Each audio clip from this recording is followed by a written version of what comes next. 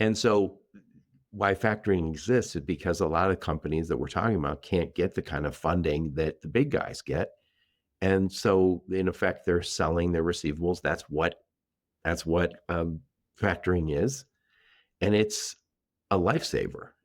And we'll talk about this more in a minute, but there are some companies that are very predatory, and it's a lifesaver, but sometimes it has some hooks in it, and we'll talk about those in a minute. But you guys are bringing something that allows companies to do very well in a time that is not easy, and you don't have to do every shipment, but when you need to do it, you can do it. Exactly. And I would say like the start of Denim kind of way back in the day was predicated on our ability to factor small brokerages, which were typically unfactorable by the rest of the market.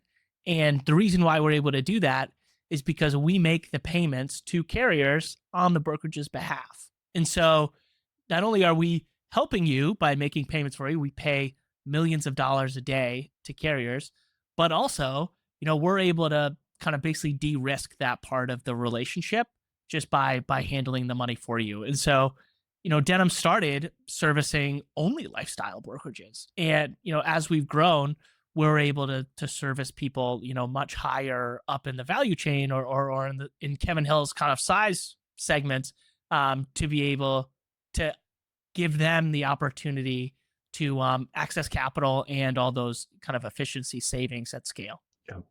So getting back to it, the complicated accounting we have, I have, let's just say I got $2,000. I factored 1,800 of it. So there's, right. So I got that 1,800. I paid my carrier. Let's just say I paid him 1,750. So I kept 50. And now I'm waiting for a rebate for when my shipper pays Denim so Denim can pay me. I have a whole bunch of line items that I would have to put into my ledger. And you're saying that is not the only way to do business. And by the way, I'm not an accountant, but I do have a ledger. What is the problem? So I know what the problem is. There's like 7 or 8 things that I have to list. Yeah, in a few minutes per entry.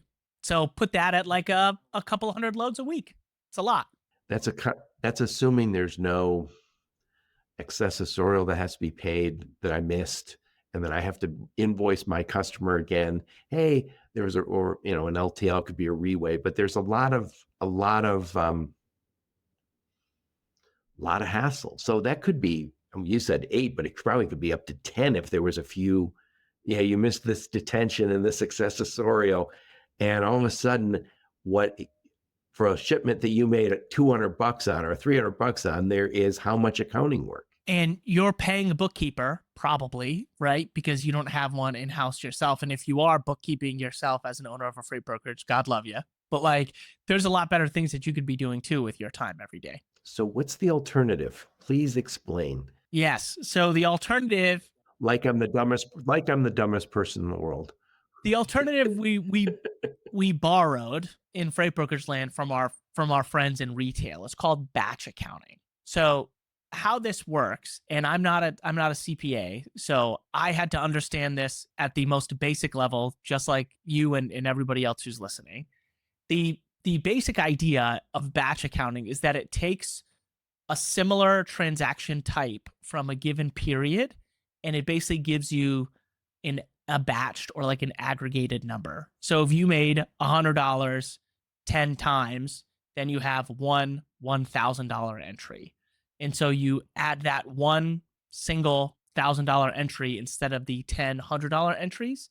And so what happens is that batch becomes your ledger, and then you need to have some sort of sub ledger or something that gives you the full detail. So you've got that one thing that you need, and then you've got like the supporting detail to follow it. So I'm not losing any of the detail into my business, because I want to know which customers I'm making money on and which customers I'm not making money on. Exactly. So you have that sub ledger, or for us, our integrated ledger, shows you how that kind of ties together, and we can give you basically the best of both worlds, which is kind of clean books and, the messy middle, the details if you need